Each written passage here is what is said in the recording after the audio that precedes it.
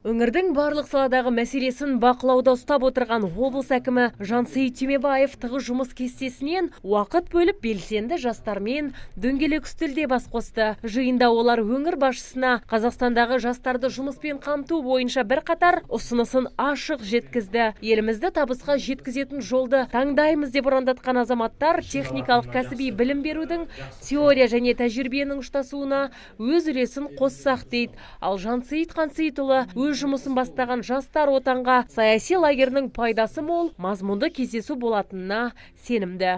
Осындай жас отанның, нұр отанның, жастар қанатының бізде кездесуі, өткізуі, үлкен бір жағынан мозговой штурм центрінде болады. Сол жердегі ақыл кеңестеріңіз, сіздердің ниеттеріңіз, тілектеріңіз бүкіл осы республикаға үлкен күш қолдай береді.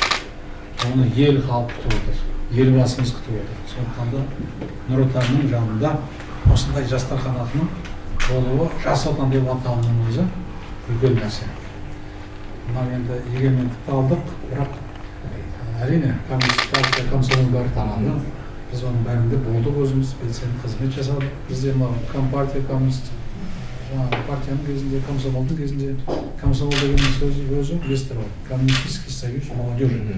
Еліміздің жас отан жастар қанаты төрағасының сөзінше саяси лагердің жұмыс нәтижесінде арнайы бағдарлама әзірленеді. Яғни жастарды мазалайтын негізгі мәселенің шешу жолдары мен ұсыныстары да осы жобаға енгізілмек. Мына жақта жиналғанымыздың өзі, мысалы, қандай жұлдыздар келіп жатыр, бүкіл аймақтан делегаттар келіп жатыр, ол үлкен жұмыс. Осы лагердің бізде қорытындысы, бізде программа шығады, осы жастар отанға деген программа. Сол жақта бүкіл ұсыныстарды біз және соны қалай шешудің жолдарын міндетті түрде жазып, үлкен сондай, сіз айттыңыз ғой, манифест, бірақ жастардың манифестін жасап жатырмыз. Биылғы жастар отанға саяси лагері Алматы демалыс аймағында өтеді деп жоспарланған. Жиынға танымал спортшы, әншілер, блогерлер, жас отан жастар қанатының жетекшілері жалпы 120-ға жуық жастар қатысады. Басқосудың басты мақсаты елбасының рухани жаңғыру болашаққа бағдар мақаласына сәйкес жастардың алдына қойылған жаңа міндеттерін талқылау.